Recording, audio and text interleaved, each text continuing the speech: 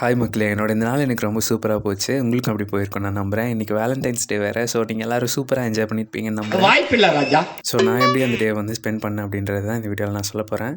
Next day வந்து எனக்கு ஒரு ப்ரோக்ராம் இருந்ததுனால நான் அதுக்கான ப்ரிப்ரேஷன்ஸ் ஒர்க் தான் நான் இன்றைக்கி பண்ணிகிட்டு இருந்தேன். மற்றபடி எந்த ஒர்க்கும் நான் பண்ணல.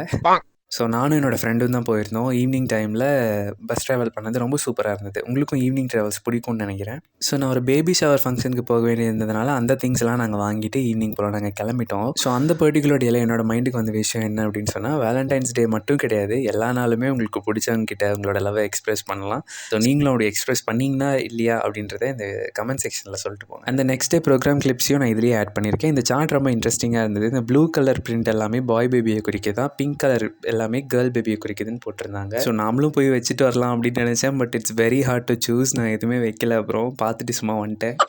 அப்புறம் என்னோட யூஜி ஃப்ரெண்ட்ஸ்லாம் பார்க்குறதுக்கு ஒரு சான்ஸ் கிடச்சிது. பயங்கரமாக பேசி அரட்டை அடிச்சுட்டு பேசி பசி எடுத்துச்சுன்னா பார்த்துக்கோங்களேன். அப்புறம் சாப்பாடை போய் உட்காந்துட்டோம். சாப்பாடு செம்ம டேஸ்ட்டாக இருந்தது. அப்புறம் என்ன இன்றைக்கி ஒரு புடின்னு சாப்பிட்டுட்டு இருந்தோம். அப்படியே சாப்பிட்டு முடிச்சுட்டு அந்த ப்ரோக்ராம்க்கு எங்களை இன்வைட் பண்ண அந்த நண்பருக்கு மிகப்பெரிய ஒரு நன்றி சொல்லிட்டு அந்த இடத்துலேருந்து நாங்கள் கிளம்பிட்டோம். பயங்கர ஹாப்பியான ஒரு டேன்னு தான் சொல்லணும். And about the writing challenge, it's day 3. இன்றைக்கி வந்து letter to someone I hate அப்படின்ற டைட்டிலில் நான் எழுதியிருந்தேன். இந்த ரைட்டிங் சேலஞ்ச் மூலமாக எனக்கு எமோஷனல் இன்டெலிஜென்ஸே வளர்ந்துடும் போல இருக்குது. அந்தளவுக்கு எக்ஸ்ப்ரெசிவாக இருக்குது. கண்டிப்பாக நீங்களும் ட்ரை பண்ணுங்கள். இன்னொரு வீடியோவில் வந்து பார்க்குறேன். பாய்.